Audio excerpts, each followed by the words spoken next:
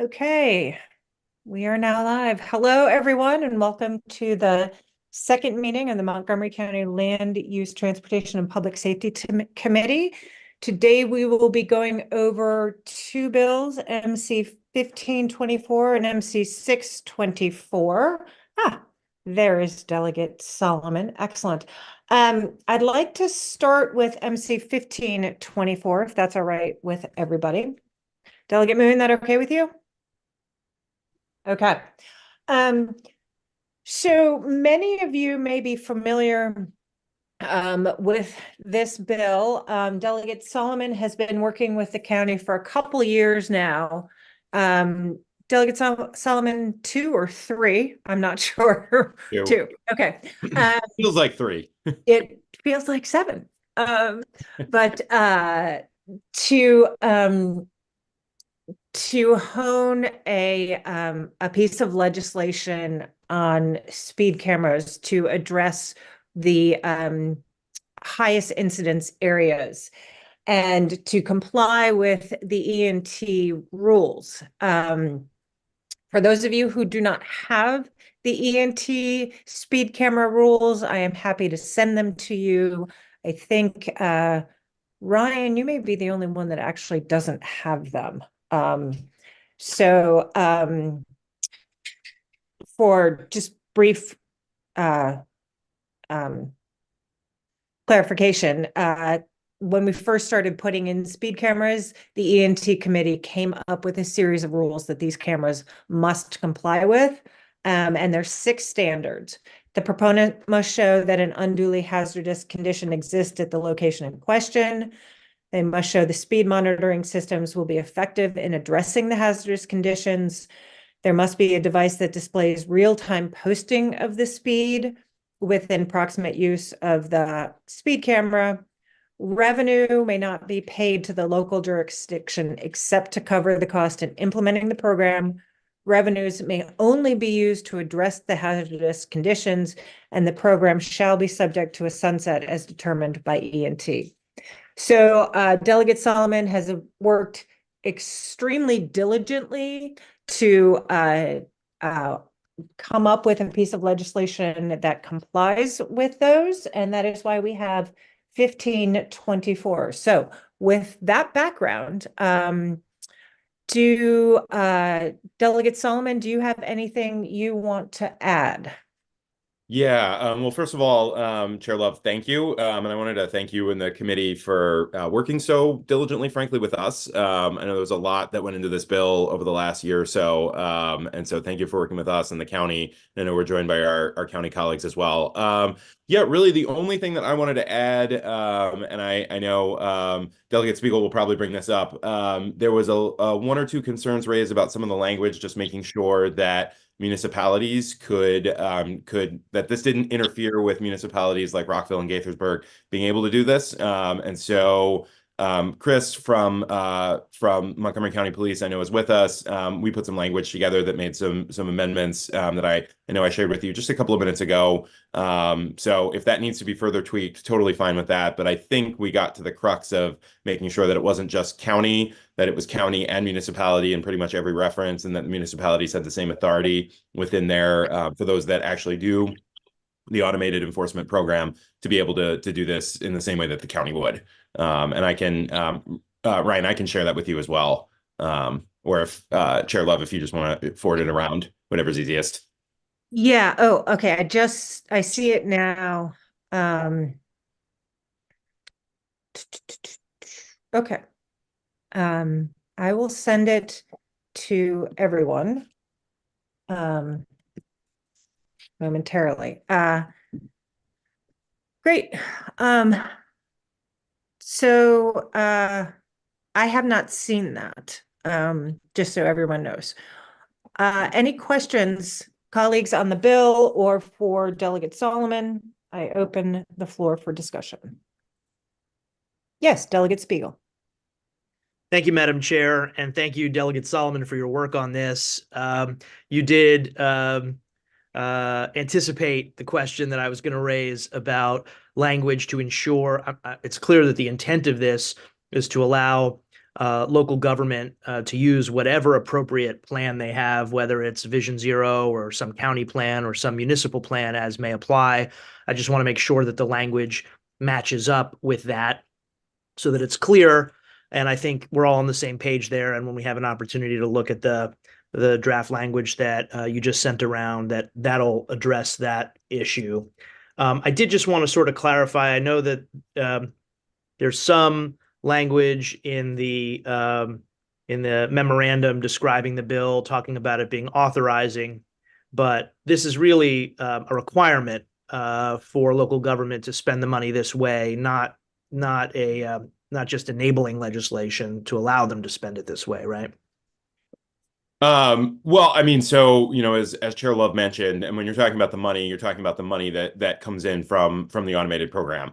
I mean, so, Chris and Wade, who are here from the county, can talk more to this. I mean, at least at the county level, these programs do not make money. The automated enforcement program costs the county substantially more than they bring in revenue. And when they do bring in revenue, obviously we want to make sure to Chair Love's point, that the money is going specifically towards, it's not just going to pad the county's coffers, it's going specifically to address pedestrian safety concerns and roadway improvements, specifically in these, in this 40 or 50 location set. But again, I know Chris and Wade can speak more to that. This program is not a moneymaker. The county runs a substantial deficit. These are meant to be safety measures.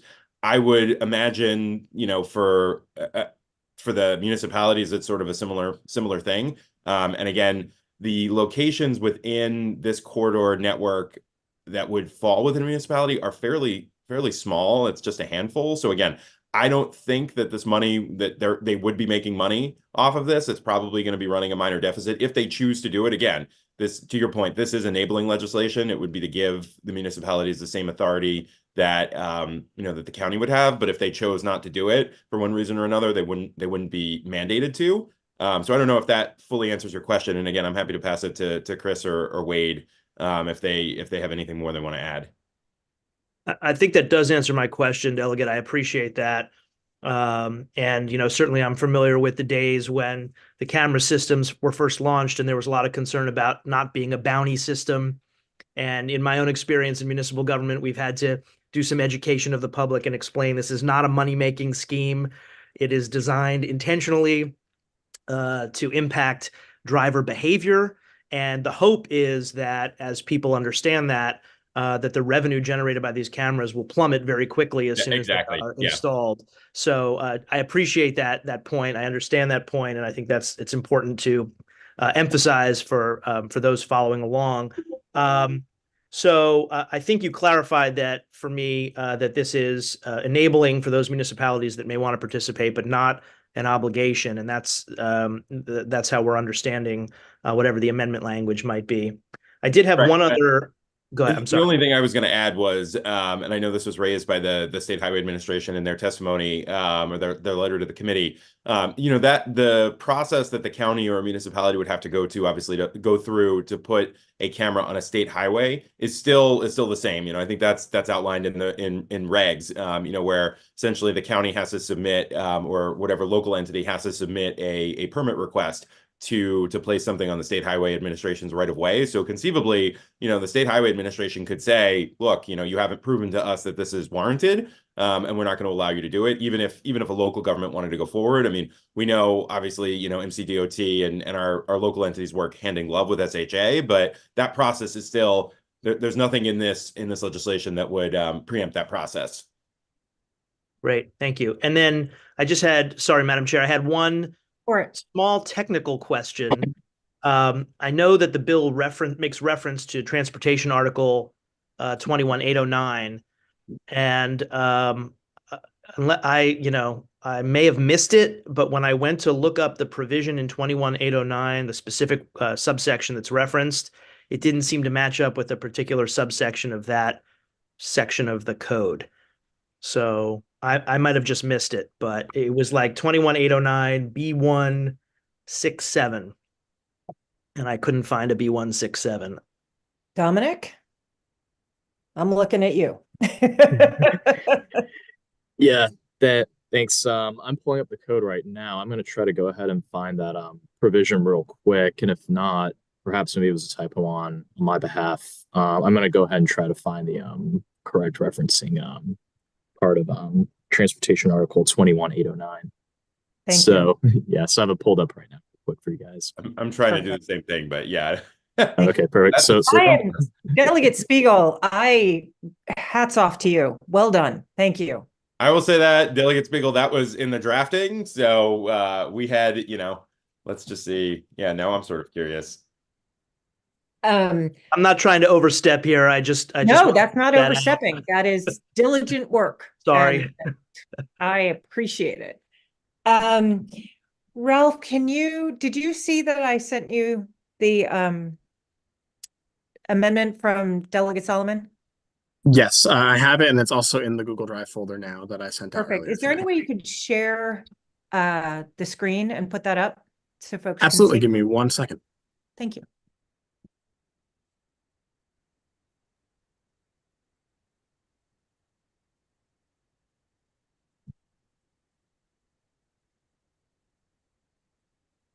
yeah, I'm not finding a B167 and 21809. So we're gonna have to go back real quick and figure out the correct Well, I part of the transportation article. I actually did find it. Oh, which part did you find, or where is it at?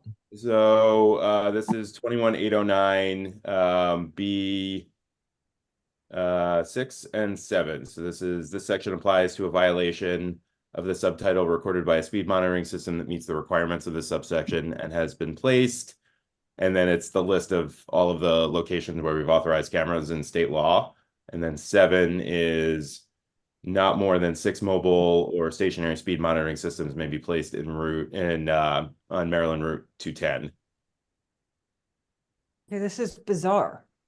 I didn't actually pull it up, so Dominic, can I leave this to you to clarify? And Jerry, Yeah, if you definitely. I'm if you checking want to send out it to the Dominic, that would be great. We'll get that sorted out. And then for Perfect. those of you Thanks. who may be perusing away from the Zoom, the amendment is up on the shared screen right now. Yes, thank you. Okay, so this is the amendment that Delegate Solomon sent. I want to give everybody a couple minutes to take a look at it. Yep, you can leave it right there. Perfect.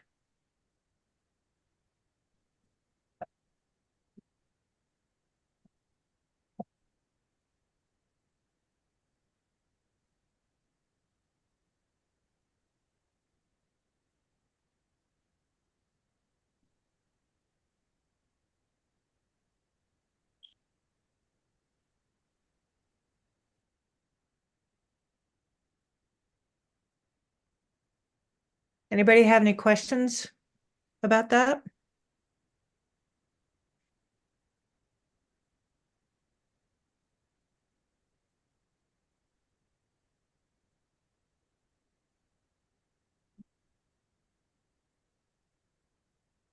Delegate Spiegel, you good? I think so, Madam Chair. Thank you. Okay. Can we take that down, or do folks still need to look at it? Nope. Thank you, Ralph. All right. Any other member of the committee have any comments on either the sponsor amendment or the bill itself? Hearing none, is there a motion on the sponsor amendment? Move the amendments. Okay, I saw I heard Delegate Stewart, and then I saw Delegate Wu's hand, so I'll take that as a motion in a second. All in favor of the sponsor amendment, say aye, raise your hand, do anything. Excellent. Okay, any opposed? Great, the amendment passes unanimously. Is there a motion for the bill as amended? Favorable. Second. Great, all in favor, indicate please.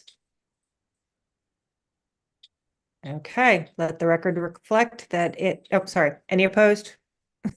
Let the record reflect that MC 1524 passes subcommittee unanimously. Well done, Delegate Solomon, Montgomery County, Chris, Wade, everyone. Well done. Thank you, Madam Chair. You bet. All right. See y'all later. See you later. Moving on to Delegate Moon's school bus monitoring bill, school bus monitoring camera bill, MC 624. Delegate Moon, lead us away. This is the same bill that you introduced last year. Can you remind the committee what happened last? I wish I knew what happened last year. Well, let's see. So here's the long and the short of it. MC 624 is a reintroduction of a local bill last session, which had the purpose of trying to force everyone to prioritize pedestrian safety in how we use school bus cameras in Montgomery County. It was and is my view that revenue and simple inertia are taking priority over safety at the moment. And so this bill attempted to tackle one specific aspect of this policy problem, and it is this. All the data over the years of this program has indicated that these multi-lane state highways, 6 or 8 lane highways with no median on the road, are inherently dangerous and confusing places for MCPS to place school bus stops. That has become very clear, and 6 years ago at this point or so, they had promised when I flagged this that they would look at relocating stops. Now, I believe some of that 6 years later may finally have started to happen. But in the meantime, we have seen that the years of data on the school bus camera finds indicates that there are hotspot locations where no matter how many tickets you issue, people are continuing to blow past the school buses. And it is primarily on these multi-lane state highways with no medians. It is not the case that, for the most part, people are not stopping for school buses when they're driving behind them. I just want to make that very clear. When we launched this program, that's what we thought we were doing. But 70% of the tickets are from people in the opposite lane coming down the other side. And so this bill is requesting that we take the share of revenues generated by these cameras on state highways and use them for pedestrian safety improvements on those same state highways and locations. Right now, the county is collecting this revenue, but does not have the power to engineer safety changes on state highways because it's not their roads. So that's simply what this bill does, but I just wanted to make sure you had a larger window into the long saga of this very complicated policy topic. And I'm happy to go into more here. There are a couple other bills that I have lurking. And to your question, Madam Chair, I did introduce this bill last session and it got changed. Here's what happened.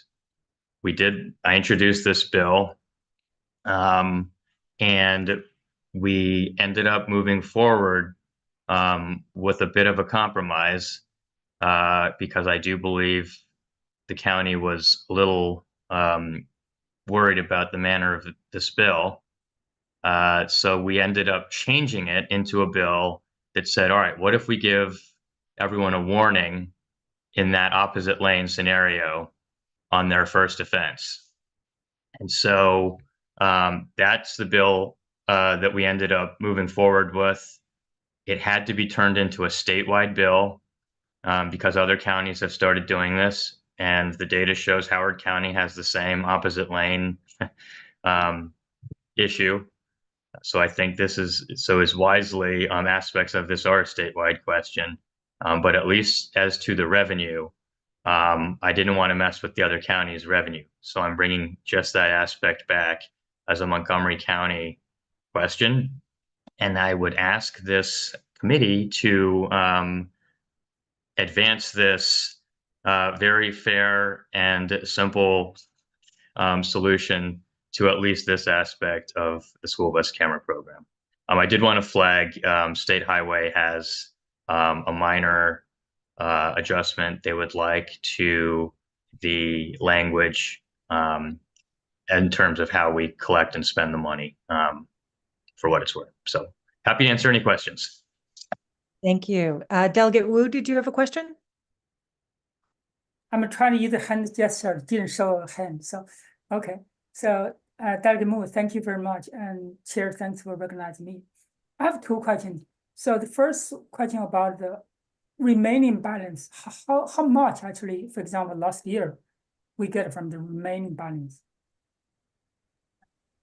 So I don't have current year data in front of me. I can give you several data points to think about. One, 70% of the, I believe it's something like 70% of the existing infractions are coming from opposite lane scenarios. Many more of these will be state highways than local roads. So that's one barometer for how to gauge what the revenue impact of this might be. The fiscal note from the statewide bill last year, I believe, indicated Montgomery County thought the first warning system might be $2 million of annual revenue shift. But it, that number could potentially be larger. The fundamentals of the way this is done in Montgomery County, and I can't speak to the other counties, is the vendor is selling their service as free, I believe, and so they'll go and install the cameras on all the buses. And once the county has paid the vendor back with the fines for that equipment cost and what have you, after that, they are contracted to do a revenue split that I believe is 60-40. Now, all of this has been the subject of interesting audits and all sorts of things that where this contract was constructed poorly, and it was hard for people to discern what was going on here. So the vendor has now been paid back its whatever millions in equipment cost, and we are now at the point where the revenue is coming in and being split 60-40. But again, someone else from the county or what have you can correct me if I've got any of this wrong. And I do believe we're talking about a program that I think at last check was running at like 60,000 tickets, and that's $250 tickets. So that's like 15 million, something like that. So again, 60-40 split. But it's a little bit of guesswork for me here and some back of the napkin math to try and allocate, how much of that is likely to be county roads versus state roads. Thank you, Dr. Moon, for explaining that. Yeah, I'm surprised that 60-40% split. That's a huge return of interest for the contract. I would say contractors. Okay, so yeah, I'm good. I think we really believe this can somehow help the school system, right, and children's safety. I just want to make sure the money comes in from this source. We actually try to fix the problem, right? So that's my only concern. Thank you. Thank you, Delegate Wu. Anyone else? Questions, comments? I do Further- have something very quick to add, Madam Chair. Thank you. Delegate Moon did bring up the fiscal note from last year's bill. So as a courtesy, I've added that fiscal note to today's drive folder should you want to go back and look at it. Thank you. Yes, last year's bill was HB 8. What was it, Ralph? I don't have the HB number, but it was MC 123. Yeah, HB 849 was the statewide bill. That sounds right to me. Yep. One thing I wanted to add, I think Delegate Moon, you raise a really important thing. And for the speed cameras, we just had a discussion about the revenue is supposed to go to fix the problem. We don't have that with the school bus cameras, and I think we should. If the whole point of these cameras is to make sure that our children are safe, then we need to be consistent and make sure that revenue goes towards keeping our children safe. All right, any other thoughts, suggestions, discussions? Are we ready to move? Well, Madam Chair, I guess if you're comfortable moving in concept, because I'd have to catch this SHA language as a amendment before delegation. But basically what they're asking for is, rather than specifically insist that the funds get spent at a specific bus stop, to allow them to pool the funds, so that they could actually gather enough to make a sufficient dent at problematic school bus stop locations. So it would give them a little more flexibility, I think, in administering it, but the intent is more or less exactly the same. Okay, so what is the will of the committee? Should we hold this until next week and vote so we can review the language? Do you want to vote in concept on the amendment? What do folks want to do? I think the concept of that amendment is simple enough, just basically saying they can pool the amount spent on state roads broadly in problem areas versus it has to go to the specific location, which probably wouldn't make a whole lot of sense, because if you have $20 in one location, then you're forced to either wait till you have enough money or just do, like 3 inches of paint or something. So I'm cool with the concept of that. I think that makes sense to me. I'm happy moving forward. Okay, Wade? So I have a question, Chair. So I'm sorry, Delegate Wu. I'm sorry, Wade, can you hang on 1 second? Delegate Wu, yes. So the question, do we want to pull the fine together for a specific location, or what's the language there? I didn't catch that very well. If you look in the drive folder on this bill, you'll see a letter from State Highway Administration wanting a tweak to how we constructed this. The bill as introduced contemplated that the funds would be specifically used for locations where the fines were generated. But I think they would seek a little more flexibility to be able to pool the funds and direct it at higher impact opportunities, if that makes sense. Yeah, I think pool together makes sense. Right? Yeah, exactly. I see. Okay. Yeah, I support that. Thank you. Thank you, Delegate Wu. Yes, Wade. You're on mute.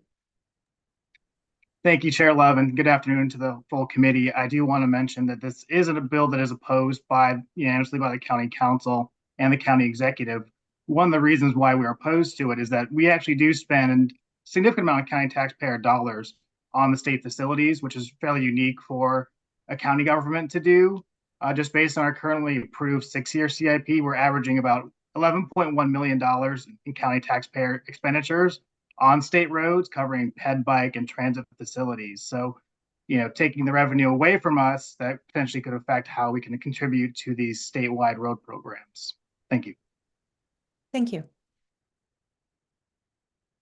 Any further discussion by the committee?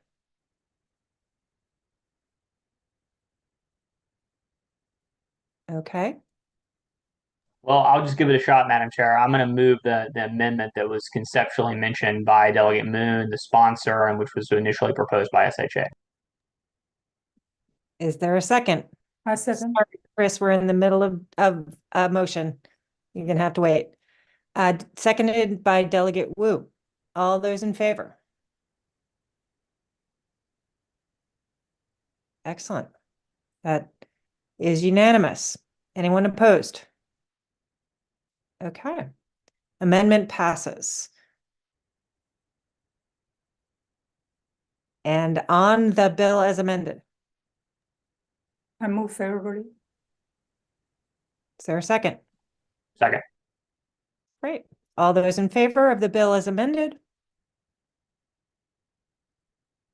Any opposed? The bill as amended passes. All right. Great work, team. I see Chris put his hand down. If anyone has any questions, once we see the actual language, we certainly can talk about it. Hi, Chris, would you like to say something? It's just a fiscal note, nothing about the citations or how the revenues are distributed. We found that the citations that are contested to district court or circuit court, the revenues generated off of those citations that are actually paid at the county clerk's office once they leave court, those funds are not divided or sent to the county. So if you go to court, found guilty, the judge issues you a $250 fine plus $30 in court costs. You go down to the county clerk and you pay your $250 in court costs, the state keeps that money. If you go to the website later on and pay at the website, that funding comes back to the county. Interesting. Is that Because the same as what happens with speed cameras? Yeah, well, that's where the research has now started as to the why, because in the editor's notes in 21809, it says that all the revenue generated from the program will go back towards pedestrian safety. Since that time, we cannot show an accounting where that's actually happened on those citations that were actually paid at district court. So we're starting to pull the information. I'm going to have them pull probably about the last 5 years to see, because I checked with the Office of Management and Budget, and we have never received a check from the court in reference to that revenue, nor when we reached out to the court clerk, they confirmed that revenue stays with the court. Huh. Okay. Thank you.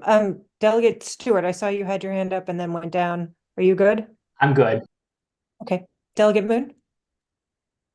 Thank you, Madam Chair. It's actually an interesting thing that just came up in a judiciary briefing about court fines and fees, and this does appear to be something that happens across different citation types. The one counterpoint, I think toll violations or what when you go to district court to challenge them, that's correct. That money goes out, not back to the county. However, one of the oddities in this whole process that I've never been able to wrap my head around why we do it this way is that when you challenge one of these local photo enforcement or robot enforcement tickets, the state has to give you an in-person, or you must challenge it in person in a court date at district court. And so I don't know if that costs $250 to administer. What the cost of the hearing is, but at one point the ICC toll violations were ratcheting up huge caseloads on the court system, and they requested additional judges to handle all those toll appeals. So there's a cost to that on the state, but it's an interesting topic. Yeah. Thank you. Delegate Wu? Thank you. So, hi, Chris, does that mean we actually didn't get the revenue, or do we look the number there from the state? No, we did not get the number. So if the citation is paid at the clerk, it stays with the district court and goes to the comptroller of the state. It doesn't come to the county. And where it becomes interesting as we get into it and look into it, in back to 21809, in the editor's notes, it specifically says Montgomery County will use all revenues generated towards pedestrian safety. So we can't accurately say that if we're not collecting all the revenue for those adjudicated citations from back in 2006. Now, what that number is, we don't know yet. I see. That means even the intent of the bill try to get revenue for school safety mitigation, but the Right. money actually was not there because we just didn't get the money. Right. Yes. Correct. So Yeah. is there any way who know, like, either by law we should get the money, or because I didn't hear very clearly about this issue. Yeah, I've sent emails to try to find out if there's some type of rule or regulation that says that the funding, especially if it's an enforcement that's been basically voted in by your local government as a civil citation, you do pay court costs to the court to adjudicate the ticket. So I'm, again, trying to wrap my head around who can actually tell me if there's actually a rule or regulation that says that that's how this revenue or funding or satisfying the citation at the clerk actually goes to the comptroller. Thank you. Thank you. Delegate Stewart. Thank you, Madam Chair. Thanks, Chris, for raising this. This is a fascinating wrinkle. I think this has actually come up in ENT before. And I think, I mean, don't quote me on this. My understanding of the rationale here is that the district court is an artifact of the state. You know, all county courts, circuit, district, every court that's a Maryland court, other than obviously the federal district court, is a state apparatus. And so I think the rule is basically if you pay any fines and fees to the state, I think it's just routed to the state's general fund. I would assume that's what's happening. Now, whether that can be overridden by this other law is another thing, but it is really interesting. I'm glad you pointed out. I think you've probably given Delegate Moon an idea for maybe a statewide bill now, but it is something we should definitely take a look at. But just when you talk about the fiscal portion of the revenues that come in for the program, it is our most contested citation. We hear we're allowed by district court 75 citations a month to be heard, and we are currently booked through April. So if all those are convictions, that revenue would not be coming back to the county. Maybe all these contesters are just really concerned about the state's future shortfall. We appreciate their service, I guess. How very generous of them. All right. Thanks so much, Chris. Appreciate that. No problem. Anything else from the committee? Anything for the good of the order? All right. With that, we are adjourned. Thank you, everyone. We'll see